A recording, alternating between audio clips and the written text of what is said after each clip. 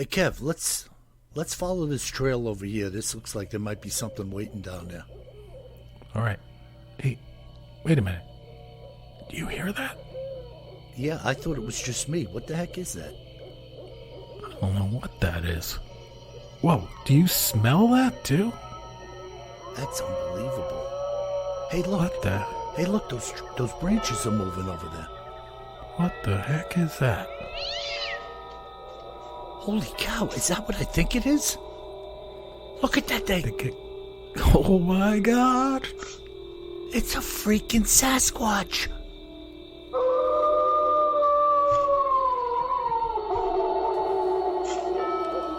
Welcome to the Bigfoot Terror in the Woods Sightings and Encounters podcast. I am your host, W.J. Sheehan. Hello, everybody, and may I welcome you once again to what it will be a fantastic podcast. I am your host, W.J. Sheehan, author of the series of books Bigfoot Terror in the Woods Sightings and Encounters, all of which are available, volumes 1 through 8, at Amazon in paperback and ebook. And volume 8, so 1 through 8, are now available at Audible, ACX, Amazon, and iTunes. A lot of work, a lot of effort went into these books, folks, so go out there and show a sign of support and pick 1 or 2 up.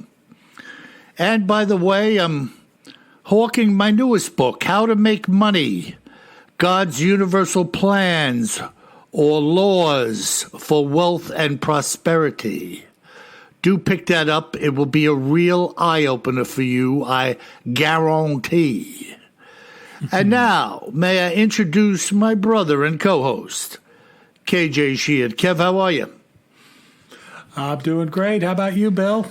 Very good. Hey, by the way, I didn't mention it in the early podcast, but you did a gangbusters job solo while I was out of commission.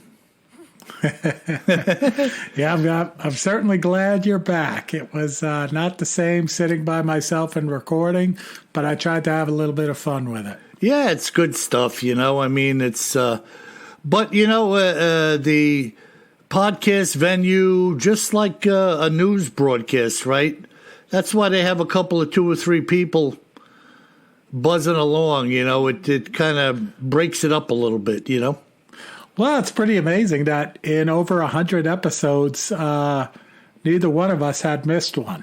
So that's pretty good right there. Yeah, it's a little shocking. Yeah, no, it's good. Yeah, but it was cool, and it was a lot of fun, you know. And I even, I don't know if you listened to it, Bill, but I might have mentioned to the fact that some black-eyed children may have come to your door asking to use your telephone. And maybe that's why you didn't make the podcast. Let me tell you something. Just don't worry about it. We only want to use your phone. Let me tell you something right now. Any black-eyed kid show up at my door, it's going to be a jack fest on the porch.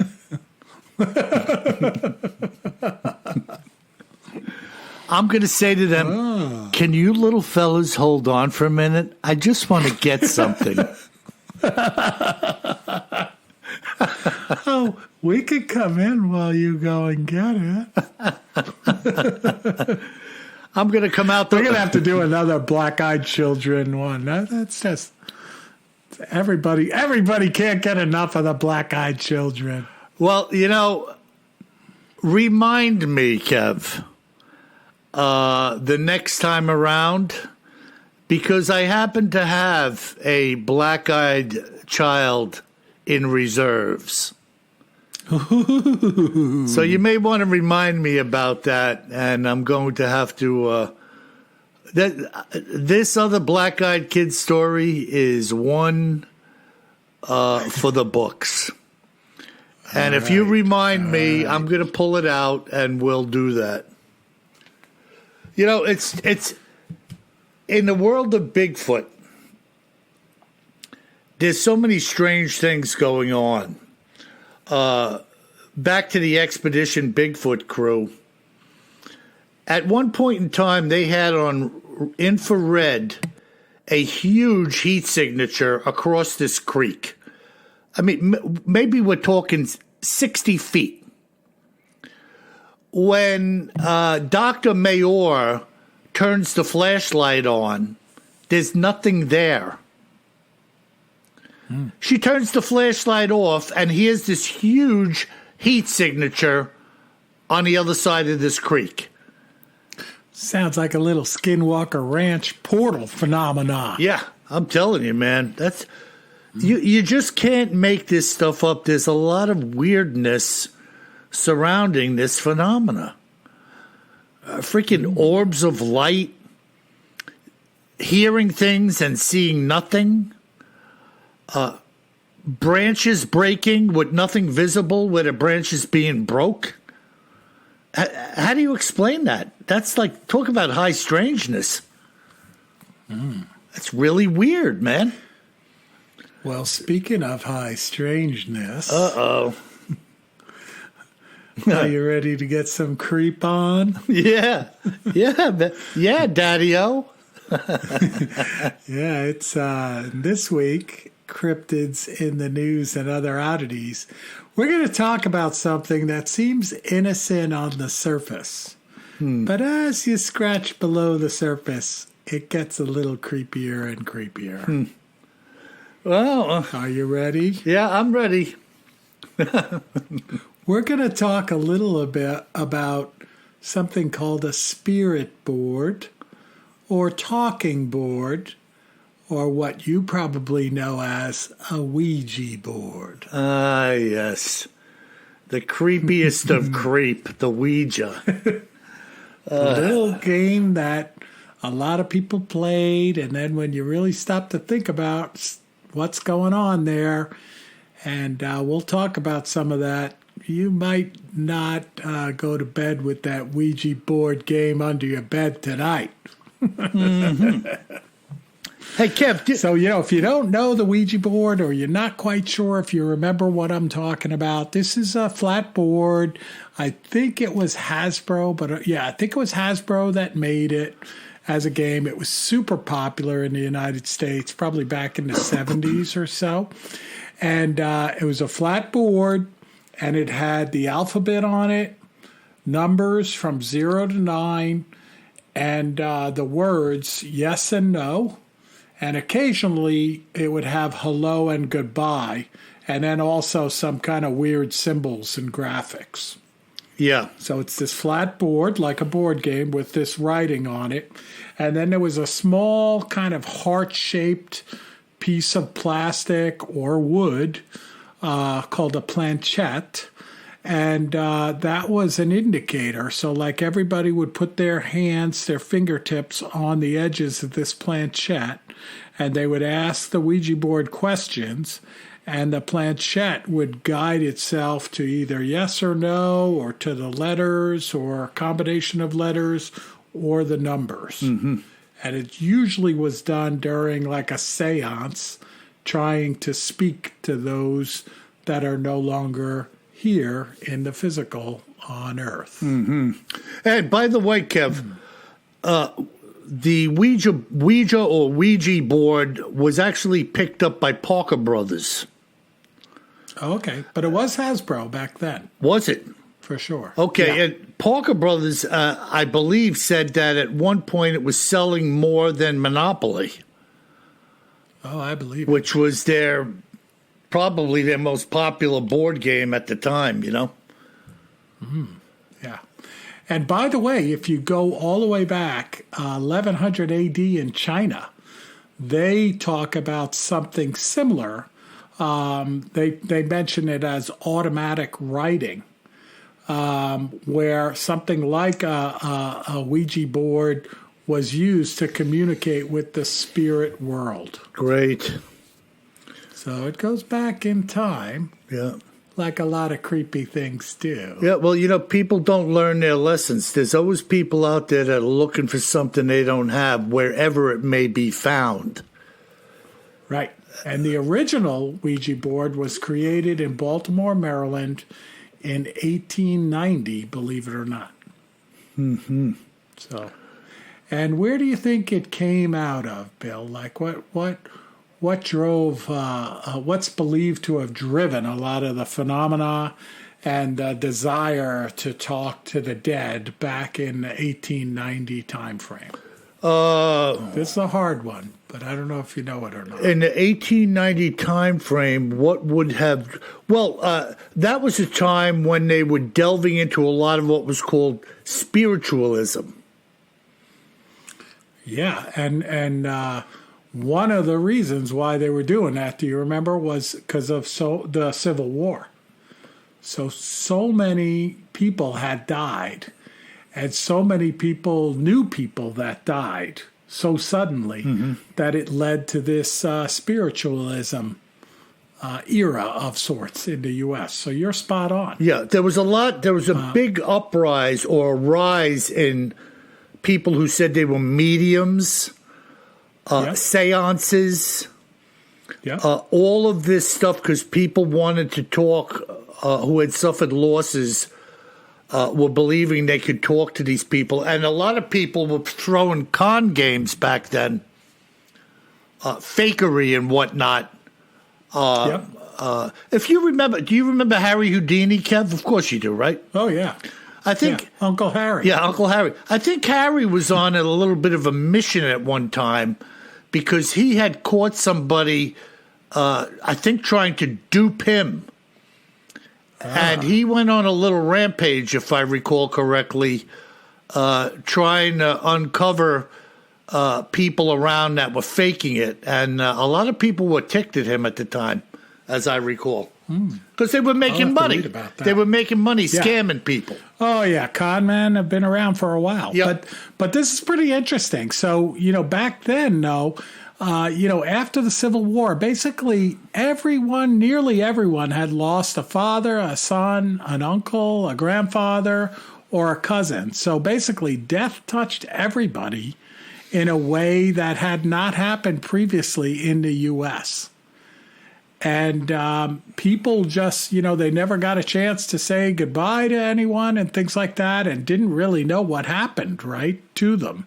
And probably didn't even really know if they were alive or dead, their relatives, right? Makes kind of sense.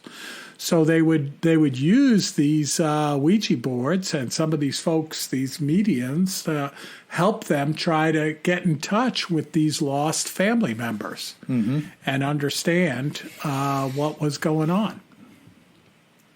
Very weird, man. Very weird. Kev, do you remember Mom and Dad's friends out in Wading River, Evelyn and Franny? Oh, yeah.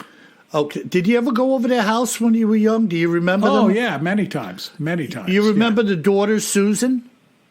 Yeah, I do. Okay. So we were over there one day. I know me and Pat were there with Susan. You might have been there. Maybe you were a baby at the time. Susan invited us up into a little attic space she had. And what do you think she broke out up there? A Ouija board. She sure did. And she was showing me and Pat how it works and this and that. And I remember we put our fingers on the thing and this and that. My recollection, though, was that even at that age, whatever that age was, I said to myself, I don't think this is such a good idea. And like we ended the session and left the attic, But I remember that, and this is how innocent these things start out, right? So it's funny you mentioned that. So as I was reading about this, they mentioned, there's a pretty cool article in the Guardian newspaper from 2016, the Guardian from the UK. And they talk about the fact that they said you'll remember the Ouija board from the movie The Exorcist. And I was like, oh, The Exorcist was like one of the scariest movies, if not the scariest movie I've ever seen. And mainly, folks, because evil stuff creeps me out. Like, I definitely believe in evil stuff, and it scares me way more than anything else. So me, like a dummy, Bill, when I'm researching this, I'm like, I don't remember that scene in The Exorcist. So I go to YouTube and I say, hey, show me the Exorcist scene about the Ouija board. And now this is before the movie really gets going, before the character played by Linda Blair gets possessed and stuff like that, right? So her and her mother, innocent looking 70s mom and daughter, down in the basement by the ping pong table. And the mother sees this Ouija board. And she's like, hey, where did this come from? And the daughter's like, well, I found it over there under the stairs. And she's like, oh, that's strange. Like the mother doesn't remember it at all. And she's like, have you used it? And she said, oh, yeah, I use it all the time by myself. And the mother's like, oh, well, usually you use it with someone else. And she says, well, I do. I use it with Captain Howdy. And the mother says, who's Captain Howdy? She's like, oh, well, he's who talks to me when I use the board. And I'm telling you, Bill, that's the end of the scene on YouTube. And I had chills watching this. Yeah, see, it's like... I'm like, holy cow. Yeah, now, see, when you get those chills, that is a divine warning. Yeah. That's like, stay away, far away. Yeah, I'm not watching any more of that. Yeah, now, the original Exorcist story, which was a true story, was about a boy and his aunt who was engaging him with the Ouija board. Is that right? That's right. And it was a boy, I believe he was in St. Louis, who got possessed. And I'll go one step further for those who may not be aware, and I'll stand corrected if anybody has additional information. There were a couple of priests involved in the exorcism of this boy, and I believe it went on for a period of like 6 months. And when all was said and done, the one priest kind of disappeared from the scene, and I mean publicly disappeared. He was hospitalized. And I have never really heard the fullness of what happened, because I don't even know, as it was released, what happened to this man. But what I believe is truth is that he died in the hospital. And he was there for quite a while and then consequently died. And I had heard that the hospital destroyed all of the furnishings in that wing of the hospital and took the wing down. So the reality of this story may be even more bizarre than the movie. Than the movie, which was certainly creepy, but it was Hollywood, right? Yeah, but it was creepy. Anything that deals with demons and evil is creepy. Yeah, no, it scares me. It's creepy, and it's a reality. That's what makes it even more creepy. So, what's interesting, folks, for what it's worth, okay, which is worth a lot to Bill and I, but the Catholic Church, in the Catechism of the Catholic Church, in paragraph 2116, explicitly forbids any practice of divination, which includes the usage of Ouija boards. Yeah, and isn't that interesting? That spells it right out, right? Yeah. So this isn't really an innocent game, and it's definitely a bit of a creep fest. No, and they had to address it. You know, the church has to address these things because people fall prey to it, and you can't sit on your hands. You got to warn people that this is freaking danger all the way around, man. It's invitation only. Yep. You start entertaining Captain Howdy, and all of a sudden you realize that Captain Howdy has goat horns and red eyes. Unbelievable. More goat horns. Yeah, I'm just saying, you know what I mean? They always come on easy until they got you, you know, and then it's too late. Wow. Huh. freaking Ouija. Yeah, so by the way, Bill, I looked at this while you were talking, and in fact, you are correct. They sold, someone sold the game, a family, I guess, to Parker Brothers, which was later bought by Hasbro. Yeah, Parker Brothers first. Yeah. So I sit corrected, Yeah, now, we say. listen, man. And apparently Hasbro's website, now I didn't read this, but it says it in this article, warns, handle the Ouija board with respect and it won't disappoint you. Yeah. Well, it disappointed me. Yeah. I'm out. Yeah, with respect, respect your local demon. Yeah, it's crazy, because, look, I realize I can't change anybody, and not a lot of people care about certain things I talk about. But, man, this is really dangerous ground. And you know something? If you ever go on, do a Google search on, eBay or something, there are people selling Ouija boards on there that are 100 years old.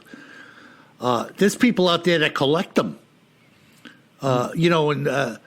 Granted, some of the older ones are cooler looking, but that's part of the lure, right, Kev? It's cool, It's weird, it's mysterious, and that opens the door to the invite.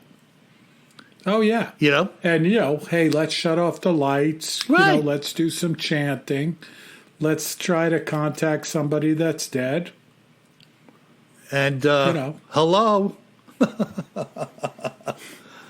I'm Oh, maybe somebody else might show up. Yeah, I'm Captain Howdy, the black-eyed sailor. But anyway, Bill, I mean, again, listeners out there, let me know what you think. You're probably laughing at us, but it's pretty creepy when you really dive in and read about it. It certainly creeps me out.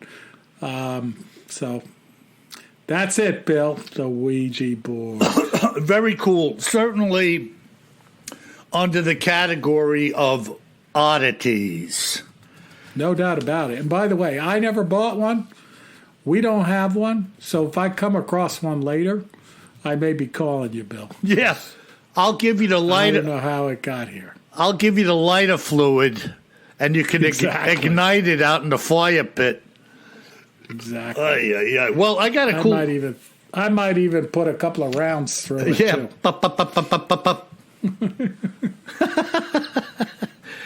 I have a really interesting. All Bigfoot stories are interesting, but this is particularly interesting with the detail and whatnot. And this account was told to me by Wayne Rutledge, a resident of the state of what, Kev? Oregon. Here is what Wayne had to say about what he and his friend Larry saw. As I told you when we first spoke, Bill, my friend Larry and I initially ran across some evidence of a Sasquatch being in the area we were hiking. And the evidence turned into a full-blown face-to-face sighting in the latter part of the hike. We had planned to hike the Cascade Head Trail on this particular weekend.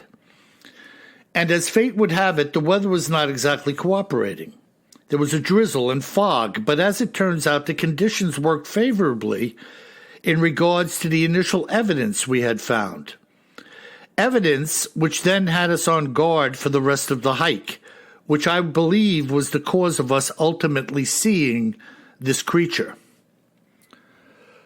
The two of us were well into the hike, and I must tell you that there are certain areas on this trail where boards were placed in certain spots alongside the trail to prevent erosion. And I just lost my spot. They were also used to form steps, for lack of a better description, to keep the soil from washing away from the trail. We were entering the third such area during the hike where we encountered these boards, and we were steeped in a dense fog that enveloped the canopy that surrounded us. I must say, looking back, that it was a very surreal environment which we found ourselves in. I really didn't give much thought to it then, but hindsight being 2020, I mention it to you now. Some of these makeshift steps were close to 16 inches down, and they were buried in this mud-soaked soil. I was taking the lead on the hike, and from the looks of the muddy soil, nobody had been through here this day before we had come through. I was just looking ahead where I was walking, being careful not to lose my footing on these steps, when I saw a huge impression in a muddy trail that was made perpendicular to the direction which the trail was heading. I called Larry up to where I was, and the two of us stood over and looked down upon what was most definitely a huge, human-like footprint in the mud. It looked fairly fresh, and my reason for saying that is that most moisture from the water-soaked soil was just beginning to puddle in the bottom of the singular track. We had actually performed a little experiment in the mud nearby, stepping into it with our own boots to reproduce the same effect. Based on the results of our little test, our opinion was that this print had been made only minutes before we had come upon it. The print, which was somewhat splayed out in the mud, was about 10 inches deep, which was 3 times as deep as our own experimental prints. We had caught it just in time to see the wide, stubby toe impressions. Had we come along 5 minutes later, they would have been gone. This footprint had to be close to 20 inches long, and whatever had laid it down was a substantial creature indeed. The largest grizzly print that I have ever seen belonged to a bear that was about 1,500 pounds. That print didn't come close to the size of this one, so I could only imagine what the size of the creature that this belonged to was. In a moment I looked at Larry and him at me, and our eyes, having not said a word to each other, told the tale. This was the footprint of a Sasquatch, and it was here with us in the woods. The two of us looked into the woods in the direction the print was heading, and then we cautiously parted some of the wet undergrowth, stepping off the trail into the bushes. As soon as we had entered, we heard something dart away through the trees, but saw nothing. I had already felt a cold shiver run down my spine when the reality of what had laid the footprint down connected with my mind. But when we heard whatever we heard run away unseen, I was quickly becoming the victim of a full-blown freak-out. We continued onward, following the trail until we reached a point where the ferns and the undergrowth were so tight to us we were literally brushing them out of the way with our bodies. It was then that Larry said, "Hey, did you just see that?" I hadn't seen anything, because I had been walking with my head somewhat down. So I asked him what he had seen. Larry told me he saw me a dark figure appearing in an opening in the bushes, and then it disappeared as soon as it had appeared. He pointed at a spot which was about 80 to 100 feet ahead of us off to our right. We stood our ground for a moment, and then we slowly made our way forward to the spot where he had said he saw it. All of this while hearing nothing. Had I been alone that day, I would have retreated after seeing the footprint. But between the two of us, neither had even mentioned turning back, so we moved forward. We reached a point where we were now well out of the muddiest part of the trail, and we came upon a spot where the trees on our right framed somewhat of a panoramic view of a hillside in the distance. In the middle of this so-called framing that I just described, there was a pine which was considerably smaller than the surrounding trees, standing alone, rising above the brush which it was growing within. No sooner had we begun to look into the distance, beholding this panorama, than did this small pine begin to violently thrash back and forth. The tree must have been some 30 feet tall or more, with at least half of it being concealed by the brush and bushes. And it was being shaken back and forth like a whip, all of which was happening while the trees around it were dead still. The two of us were looking at each other as if to say, is this really happening? We had heard nothing and seen nothing. And yet, here was this tree, some 100 feet or so away from us, being shaken back and forth like a pom-pom. This singular event had really gotten the two of us thinking that the only thing capable of performing such an act would be the Sasquatch who had left the print we had discovered earlier. The question was now looming in our minds, was it in fact following us? When I tell you we were getting a little spooked, that would be an understatement. But to stop and head back or to move forward really made no difference at this point. The fact was that the day was starting to clear up, and at least in my own mind I felt as though this thing might return to its lair at some point if it was a Sasquatch, and that would be the end of it. But that thought process was about to change. It wasn't all that long after this tree shaking when we found ourselves clear of the dense canopy of the forest. The sun now shining brightly, and there was still a lot of trees, but we were breaking out into some more open areas where there were large swaths of tall grass and bramble. We had just stopped in front of a small sign placed on a stake that read, "Fragile Habitat, Area Closed." Looking out over this area, it didn't seem much different than many of the other areas we had seen as we walked through. So we were wondering, what was so special about this area to designate it as such? There were a number of tall, bushy pines on our left side, and our forward view was that of a field filled with weeds and some small trees. We could make out a hint of the coastline in the distance and a bit of blue water far off in the horizon. It was then that, without warning, a huge brown-colored beast of unimaginable proportions came casually walking out from behind the trees, loping across this field in front of us. I would guess that the brush it was walking through was some 5 to 6 feet high, and its body was clear of it by some 4 feet. As it walked by without any hesitation, it turned its head slowly to glance directly at us, but kept walking. It turned away from us and disappeared down what must have been a slope out of our sight. We looked at each other and started to backtrack quickly, with neither of us being willing to stay in the area of what we were certain was a huge Sasquatch. As we walked and talked, both of us were fully convinced that this creature had intended for us to see it.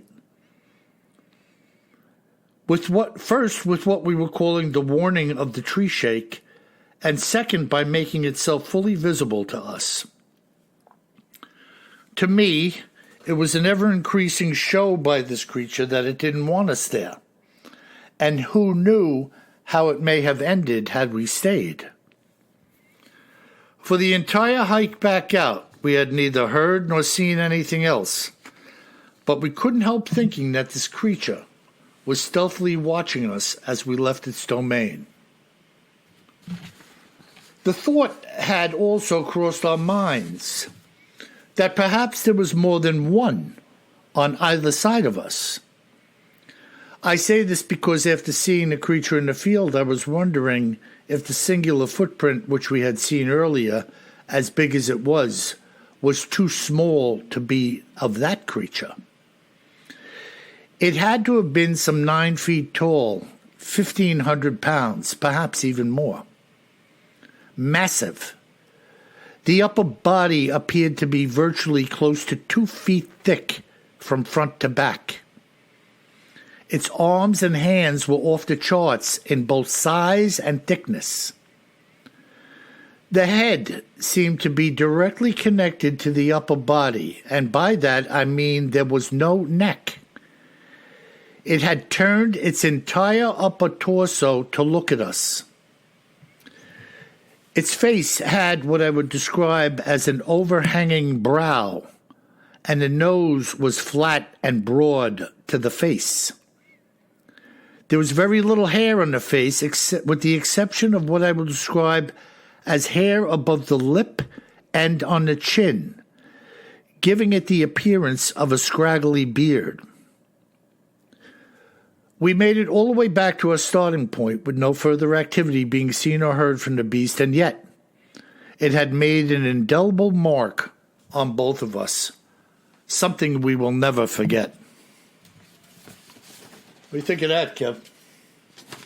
Man, that is some sighting, Bill, going right from, some pretty cool footprint sightings and then going all the way to, a dark shadow and then face-to-face with the beast. Yeah. And a tree shake. Wild. Go tree shaking, too. I can't forget that. Yeah, it was like this thing must have known they were there, and they were probably right that it had passed ahead of them, crossing the trail. Maybe just kind of shadowing them, right? Yeah, kind of getting to the other side, or who knows, Some really strange stuff, But, again, good to see some people just doing a little experimentation. That they tried to step in the soil to see how deep they would sink. And I think that's a cool experiment too, right? Practical. We've heard of that before, where somebody sees a footprint in the moss or something like that, and then they stand there at 225 pounds and they don't make any footprint. Right, and here they also observed that it took a short amount of time for the water to fill in their ability to see a print. Right. So they surmised that the creature must have come along pretty close to when they approached it, having left a print. It was nearby. Yeah, boy, oh boy. Can you imagine? 9 feet tall, 2 feet thick from a side view. That is a freaking monster. And no neck. No neck. We hear that all the time. Yeah, like a tank turret. No visible neck. Just total beef. Unbelievable, man. So there you have it. I mean, that's an incredible sighting.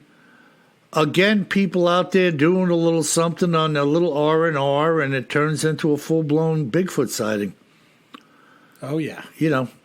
Little hiking, Bill. I don't know. I don't want to see one when I'm going hiking this summer, but, I'm tempted. Well, I don't think you have any control over that. No, I know. And of course, not that you wouldn't be, keep your eyes on the ground. If you see any funky looking prints, take a stop and give it a close look, A lot of man. A lot of people finding tracks out there. Yeah, that's for sure. In a variety of locations, little skid marks, places where it looks like something lost its footing, heel toe impressions, areas that were previously muddied in a rainfall that are now dry. That seems to be the run of the mill how things are captured, Yeah, no doubt about it. If you buy any streams, think about this. How many encounters that we have spoken about involved being near to water? Oh, right? Yeah. Always like down in a valley where there's a lake access or river access or stream. Right. Almost always. Yep. Now, of course, that's usually where the people are, too, whether they're fishing or, hiking along. It's just beautiful, usually the sound of the river, etc. Right. But that certainly, you are right, Bill. That's where most of the sightings occur. Yeah, and that's how it pans out, right? The animals need the water. We like to be by the water. And if you were going to hike and had a chance to go to a little lake, you would, right? Well, yeah, and there's food there. Sure. Because the animals go there to drink. There's fish in the stream, etc. So it's a good little drive-in stop for the hairy man. Sure, and it's a good place to find a human for lunch. Here's a human.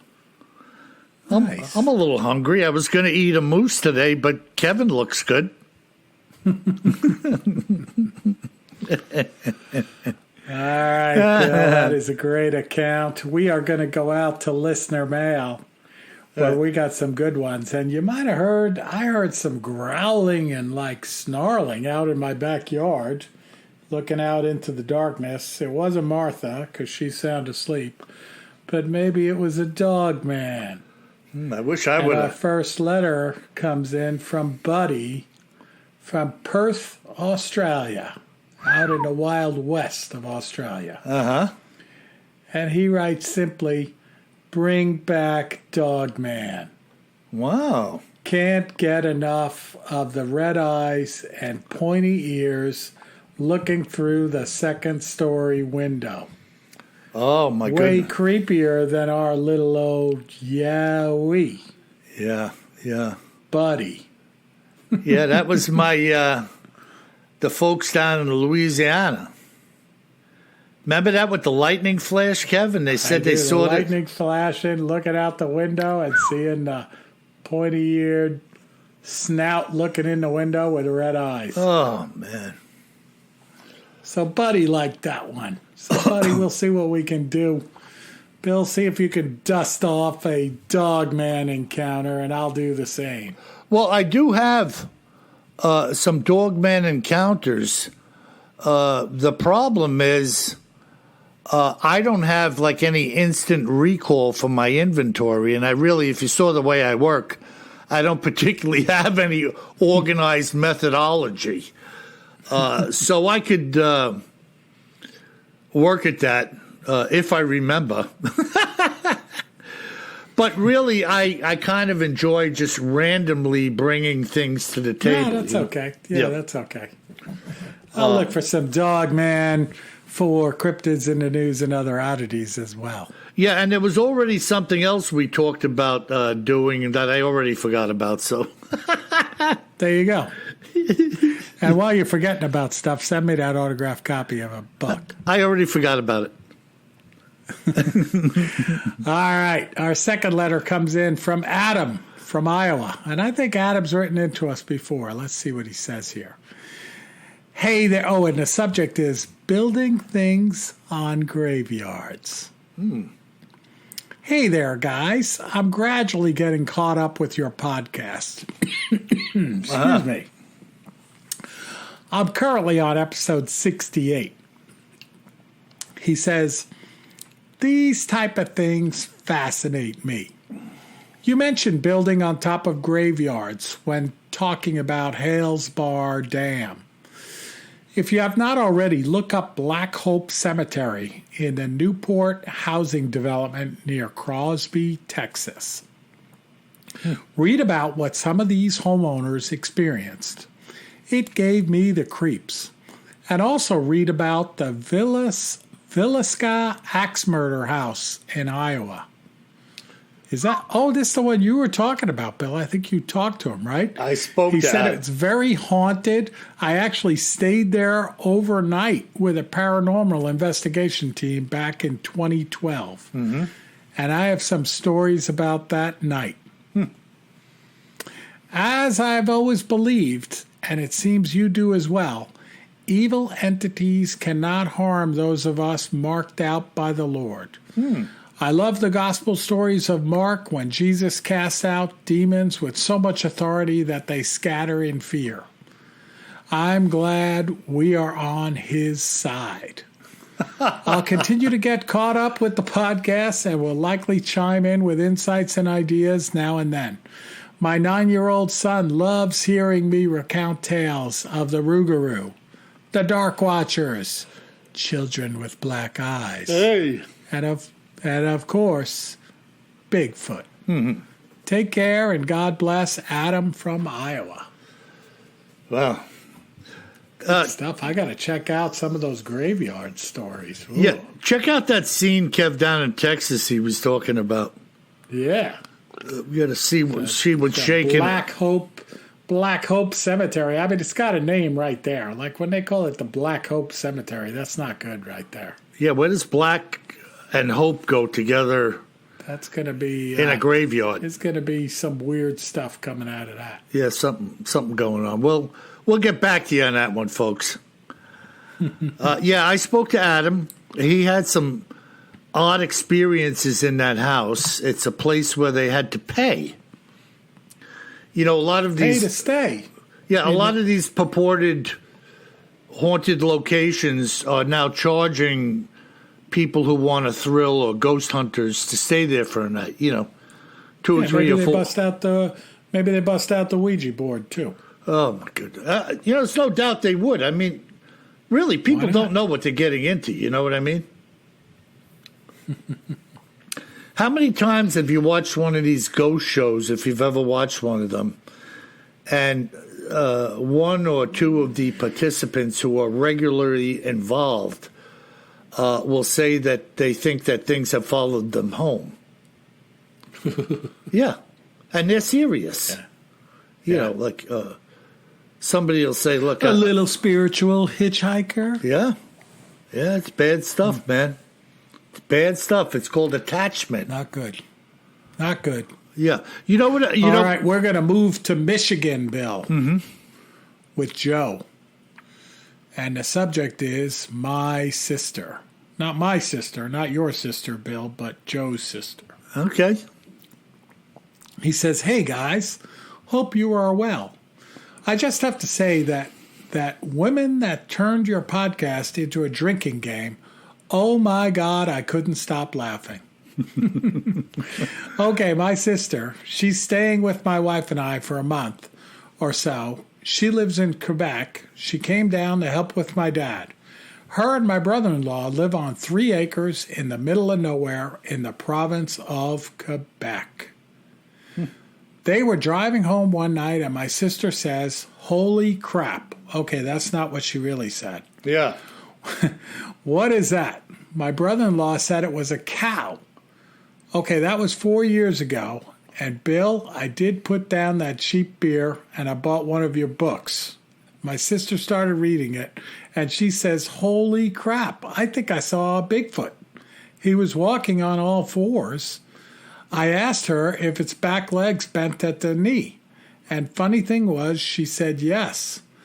I played her some of the chatter from the Sierra Sounds, and she again says, good golly. Okay, that's, again, not what she really said. We've been hearing those sounds for years. My brother-in-law just kept telling her it's a bunch of coyotes. I told her when she gets home to start recording those sounds, and I'll send them to you guys when I get them. And she told me she also found where it has been using the bathroom. And she said the scat looked like human, and there was a lot of it. She was also thinking, who is walking into our yard to do this? Guys, I love your podcast. You do a great job. Keep up the great work. Joe from Michigan. What do you think there, Bill? That's freaking loaded, boy.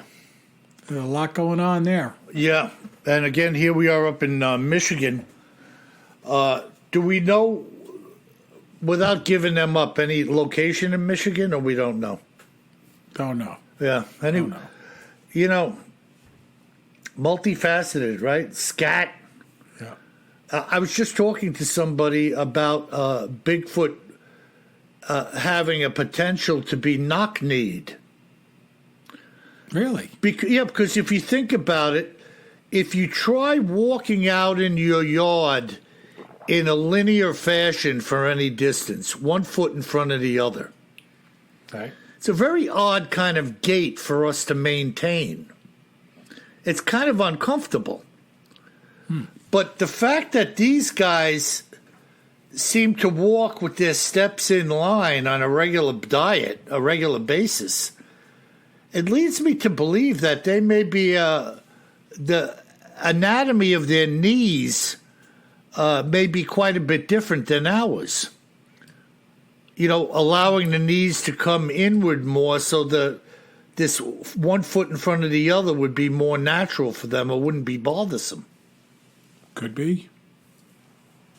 Certainly could be. Kind of weird. I don't know. I don't have any experience with that. Yeah. All right, our last letter, Bill, comes in from Austin in Arizona. And he says, "Hey, Bill and Kev, I'm currently serving active duty as a firefighter in the Marine Corps." So first off, Austin, thank you so much for your service and your bravery. He says, "And I just wanted to say thank you before sharing my encounter on the Joint Army Air Force Base, for making my long shifts at our firehouse so much more interesting. I discovered your podcast while I was out fishing on one of my days off, the one where you talked about the 3-episode documentary of the investigative journalist called Sasquatch on Hulu." Oh, yeah. He said, "You make the longest and hardest days that much better." Anyways, this story begins in the summer before I joined in 2018.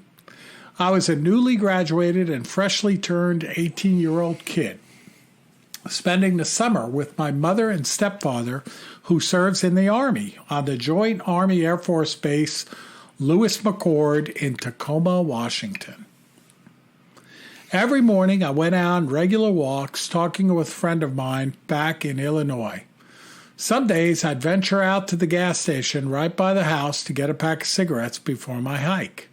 And on this one particular day, it wasn't your typical day in Washington, which was normally gloomy and dark.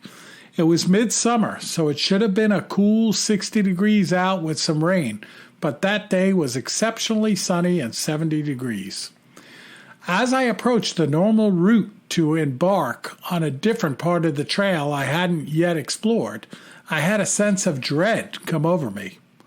While on the phone with my friend Clayton, I remember vividly a sense of vertigo, being turned around in the woods. I tried talking with Clayton to call for help because I couldn't find my way out of the woods. But when I looked at the phone, the call had dropped, which wasn't too unusual in the area, but that scared me the most. When I looked up in front from my phone, there was a tall, dark figure just in line with the trees, about 10 to 15 feet in front of me, with what appeared to be a grayish, contorted face. Without speaking, it spoke without speaking to me, almost as if it forced these thoughts into my head. And I quote, "This area is not safe. Continue elsewhere." In a flash of stumbling backward and away from this creature, I ended up on the complete opposite side of the trail that was a good 2 miles away from where I had entered. I immediately called Clayton back with hysteria, and he was absolutely stunned at what I had told him, which was hard to do because in high school, Clayton, myself, and a few other friends would regularly visit supposedly haunted locations all throughout the Midwest whenever we could, so his sense of things paranormal and scary never really set him off. It took me a week before I could muster up enough courage to go back to where I had my encounter with what I had presumed to be a witch or a Bigfoot. On my way there, again on the phone with Clayton, the call dropped again. On my toes, I began looking around, but saw nothing, and I didn't have any vertigo either. Weirdly enough, I had another thought which seemed pushed into my head, which said, "It is safe to continue your adventure, but be warned, do not destroy anything you find." Upon walking through the trails, I didn't find much, but a few charred fire pits which looked abandoned, and an area that looked like it was cleared except for a single sapling that had weird symbols carved into it. To this day, I swear that there is some sort of cult or witch activity in Tacoma, Washington that's going on. After talking with some of the locals there, I found that they've had their own encounters with this figure and thoughts almost guiding them through the trails. Tacoma is a beautiful place located at the base of Mount Rainier, but I would rather swim across the ocean than come across whatever I saw again. I swear by Bill's slogan, always carry more gun than you think you're going to need. Boy, that is one loaded email. And by the way, when he said, I think it was a witch or a Bigfoot, he really said a witch. I added the Bigfoot. Oh, okay. I mean, that So is it's definitely just... a witch. It's definitely a witch story, some type of evil witch story in the woods. some entity confronting him, you know. Absolute creep fest, pushing thoughts into his mind. Did he say, Kev, I was going to say, Kev, can you stop and go back? Did he say Sure. after he saw this thing, he found himself 2 miles away or something?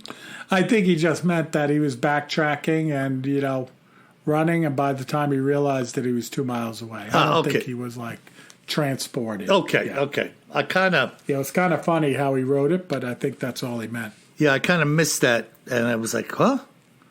Yeah, kind of weird that he had that feeling of vertigo as well, Yeah, well, Which is strange. strange things happen, boy, I'll tell you. There are people who've gotten sick when they believe Bigfoot was around. Yeah, and not just from the stank. No, just like psychologically, like pain, Yeah. need for hospitalization, vertigo, loss of, muscle, like just weak. So it's a very strange thing, And who's to say? We have no evidence, right? There's no hardcore proof of anything nothing. related to that other than you believe it was true being there. That's weird. 100%. So we started out with the creep, with the Ouija board, the exorcist, etc., and we ended with the creep, a witch in the woods in Tacoma. So Wow. That's it, Bill. Great podcast. So, folks, if you haven't left us a 5-star review, please leave us one tonight when you're listening, or today when you're listening. Those 5-star reviews are really the only means we have to attract new listeners to the podcast. And by getting new listeners, we can stay on schedule and keep Bill's internet working. So it's important. And remember, folks, if you should find yourselves walking along a trail at Tacoma, it would be best if you remember one thing. Always carry more gun than you think you're gonna need. Sleep tight.